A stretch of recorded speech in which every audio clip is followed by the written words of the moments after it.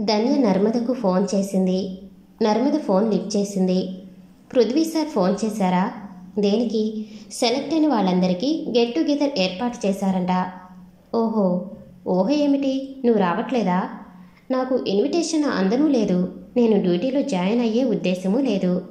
అదేమిటి అలా మాట్లాడుతున్నావు? ఒపీనియన్ కావాలంటే తర్వాత ఇవ్వచ్చు. ఫస్ట్ కలుద్దాం ప్లీజ్, సరదాగా ఉంటుంది కదా. చూద్దాం. అసలు నీవే టాప్. ఎవరన్నారు? పృథ్వీ సారే. మీ ఫ్రెండ్ పర్ఫార్మెన్స్ బాగుంది అన్నారు. ఏ ఉత్సాహం లేదు నీలో. అదే నేను అయితే ఎగిరి గంతు వేసేదాన్ని. మరి నాకు వేయాలి అనిపించలేదు. సరే ఏమంటావు? నాకైతే గెట్ టుగెదర్ అటెండ్ కావాలని ఉంది. కానీ నీవు లేకుండా కాదు. వస్తాలే, ముందు వాడు మెసేజ్ పంపని. నాకన్నా ముందు నీకే చేసుంటారు అనుకున్నాను. నీకు ఉన్నంత వినయం నాకు లేదులే. నాకు అర్థం కాలేదు. నెమ్మదిగా అర్థమవుతుంది. సరే వస్తున్నట్లే కదా. మెసేజ్ రాని. ఇంతవరకు నీకు రాలేదంటే నాకు ఆశ్చర్యంగా ఉంది. సెలెక్ట్ కాలేదేమో. ఊరుకో, నువ్వే ఫస్ట్ అంటేను. ఒక్క నిమిషం ఉండు, నేను ఫోన్ చేసి కనుక్కుంటాను. నోర్మియ్యి, అలాంటి పనులు చేయకు. అలా కాదే, ప్లీజ్ నా మాట విను. ఒకవేళ వాళ్ళు చేశారేమో, నేను చెక్ చేస్తాను. నీ దగ్గర సార్ నెంబర్ లేదా? నేను నీకు సెండ్ చేస్తాను. ఒకవేళ అతని దగ్గర నీ నెంబర్ లేదేమో. నీకేమైనా పిచ్చా? మన ప్రొఫైల్లో ఉంటుంది కదా. సరే, నాకు ఏదో కాల్ వస్తుంది. పృథ్వీ నుంచి ధన్యకు ఫోన్ వస్తుంది. నమస్తే సార్. హాయ్ ధన్య, రేపు వస్తున్నట్లే కదా? Yes sir. మీ ఫ్రెండ్ ఏమంటుంది? కాల్ రాలేదు అంటుంది సార్. అవునా? ప్రణవ్ పంపడం మర్చిపోయాడేమో. మీరే చెప్పొచ్చు కదా సార్. చెప్తాను. Thank you sir. పృథ్వీకి నర్మదతో ఎలా మాట్లాడాలో అర్థం కావటం లేదు. తను ఎలా రిసీవ్ చేసుకుంటుందో ఏమో అని లోపల భయంగా ఉంది. దాన్ని హెల్ప్ తీసుకోవాలని ఉంది. కానీ ఎలా అడగాలో తెలియట్లేదు. సార్ ఉండనా? ధన్య, నువ్వేమీ అనుకోకపోతే ఒక మాట చెప్పండి సార్. మీ ఫ్రెండ్ నన్ను రాంగ్ ఎస్టిమేట్ చేస్తుందేమో అని అనుమానం. అలా ఎందుకు అనుకుంటున్నారు సార్? ఏం లేదు, తను బాగా పర్ఫామ్ చేసిందనేది వాస్తవం. అవును సార్. కానీ నేను అన్న మాటను వేరేగా తీసుకుందేమోనన్న డౌట్. అలా ఏం లేదు సార్. తను మౌనంగా ఉంటుంది అంతే. మీ వైపు పాజిటివ్గానే ఉంది. నిజమా? ఆశగా అడిగాడు. Dhanya, don't think bad. చిచి, అలా అంటారేమిటి సార్? I never.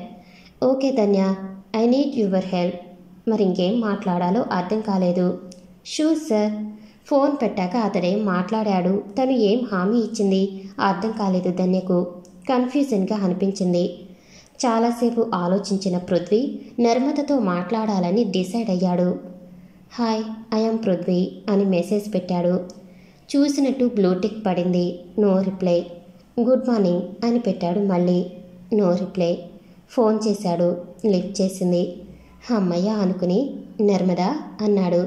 ఎడారిలో ఒయాసిస్ కనిపించినంత ఆనందంగా. ఆ ఆర్ద్రత నర్మదకు బాగా అర్థమవుతుంది. కానీ స్పందించే ఉద్దేశం లేదు. మాట్లాడవేం? మీతో నాకేం మాటలుంటాయి అనబోయి చెప్పండి అంది. రేపు సెలెక్ట్ అయిన వాళ్ళందరికీ గెట్ టుగెదర్ ఏర్పాటు చేశాము. ప్రిన్సిపల్ సార్ చెప్పారు. ఓకే, నేనే అందరికీ చెప్పమన్నాను. మరి మీరు ఇప్పుడు ఎందుకు ఫోన్ చేశారు? టక్కున అడిగింది.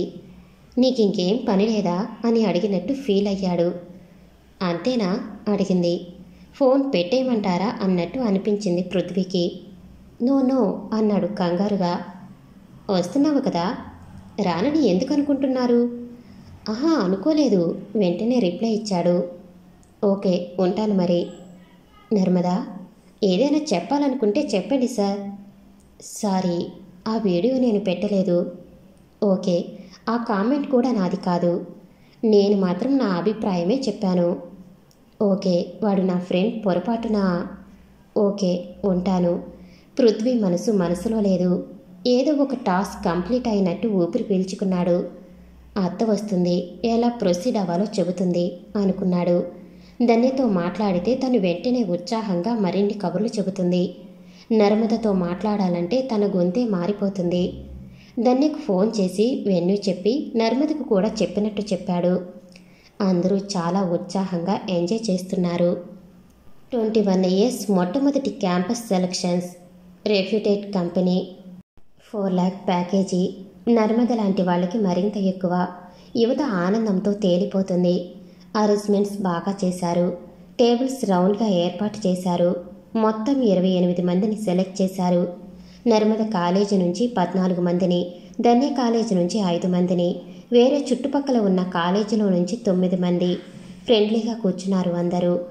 మొదటిగా ప్రిన్సిపల్ గారు మాట్లాడుతూ పృథ్వీకి కృతజ్ఞతలు తెలిపి యువతకు సలహా ఇచ్చారు.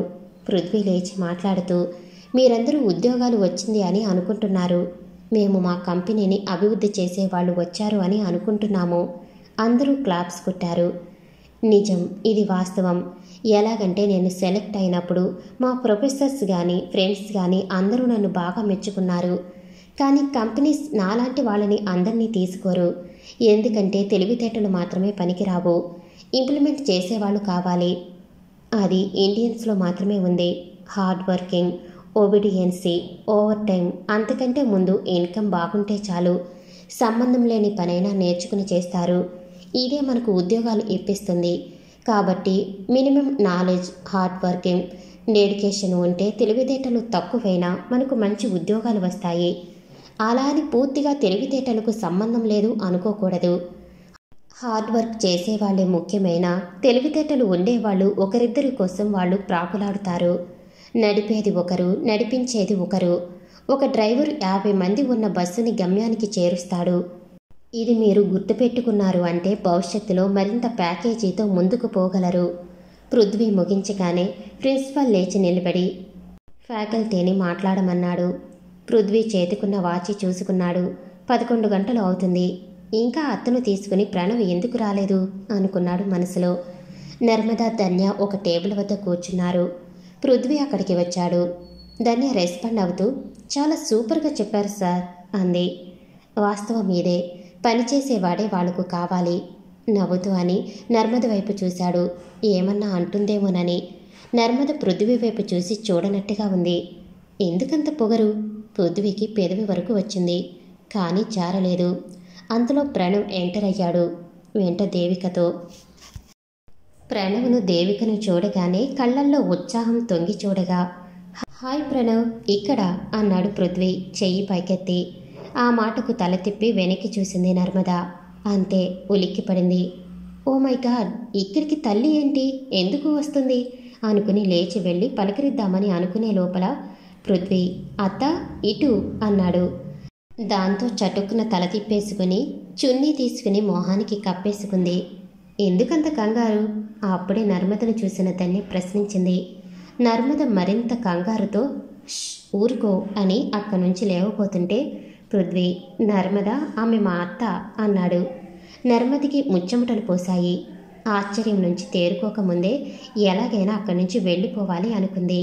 కానీ పృథ్వీ మా అత్త అని పరిచయం చేయగానే కనీసం అటువైపు కూడా చూడకుండా, మొహం కనిపించకుండా ముసుగులాక్కుని, అయితే నన్ను ఏం చేయమంటారు? ఇంకోసారి మీ నోట్లో నా పేరు వస్తే ఒప్పుకోను అని సీరియస్గా హెచ్చరించింది.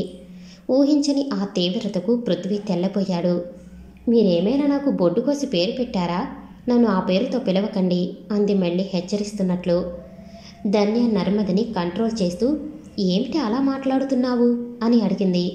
నేను తర్వాత కలుస్తాను అంటూ అక్కడి నుంచి గబగబా బయటికి వెళ్ళిపోయింది నర్మద.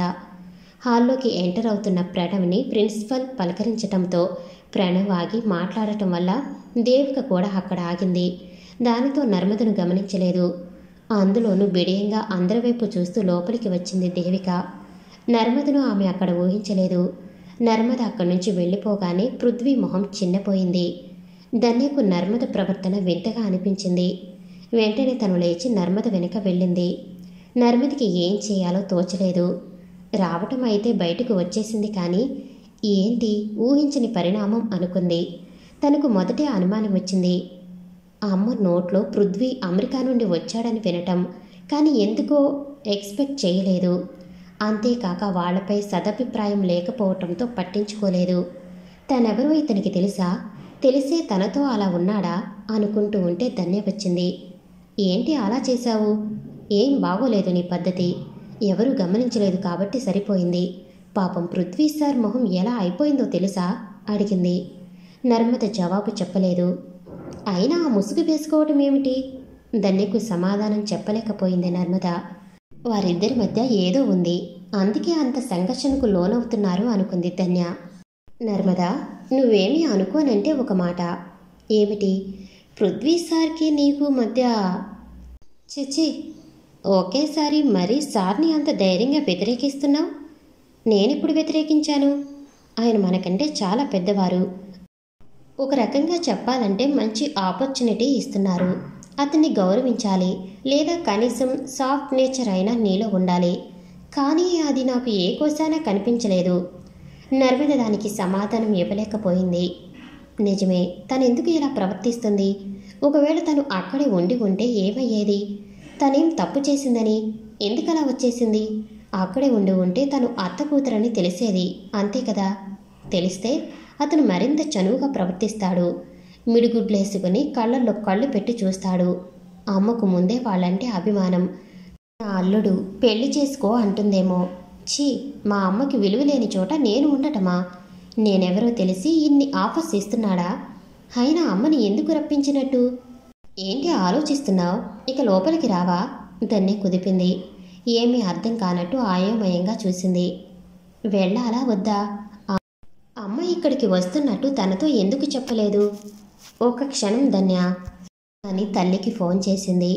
దేవిక ఫోన్ రింగ్ అవ్వగానే చూసుకుంది. నర్మద ముందే మాట్లాడితే పృథ్వీకి తెలుస్తుంది, వద్దనుకుంది. మళ్ళీ రింగ్ అవ్వగానే పక్కకు వచ్చి లిఫ్ట్ చేసింది. అమ్మా, ఎక్కడున్నావు? ఎక్కడుండటం ఏమిటి? పొలం దగ్గర.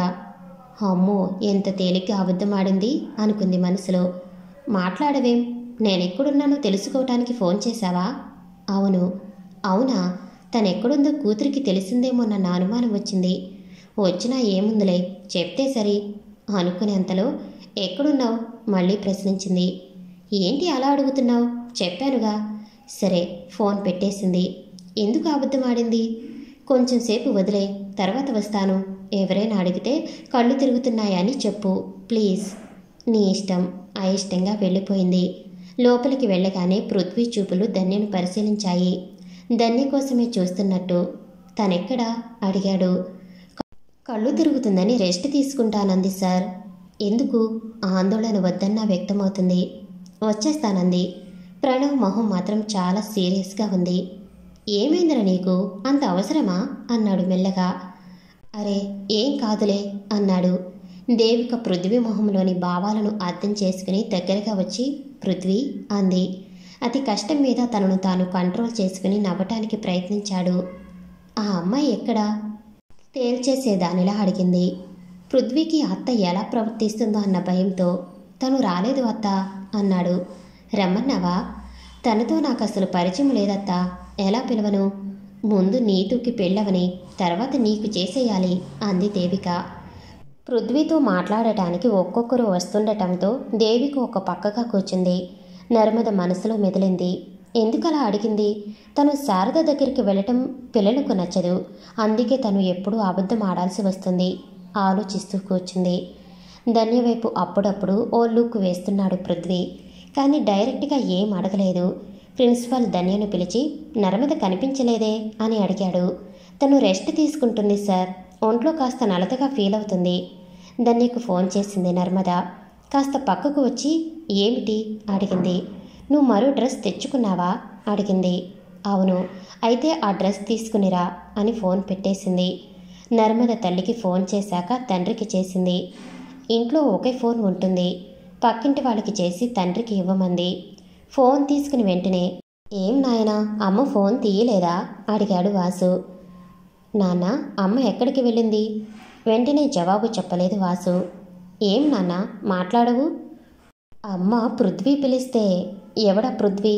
అలా మాట్లాడుకు, పృథ్వీ మంచోడు. మీరు ఇలాగే వాళ్ళ కోసం ప్రాకులాడుతూ ఉండండి. దానితో కోపం వచ్చిన వాసు కూతురికి విషయమంతా చెప్పాడు. ప్రశాంతంగా విన్న నర్మద, కూతురున్నట్టు మీరు ఎందుకు చెప్పుకోలేదు అని అడిగింది. మీ అమ్మ సంగతి తెలిసిందే కదా. ఏంటి అమ్మ సంగతి తెలిసేది? వాళ్లకు మనము తగము, అందుకే చెప్పుకొని ఉండరు. పృథ్వీ అలాంటివాడు కాదు. సరేలే, నేను మీ అంత అమాయకురాలని కాదు అని ఫోన్ పెట్టేసింది. తర్వాత ధన్యకి ఫోన్ చేసి డ్రెస్ తెప్పించుకుని మార్చుకుంది.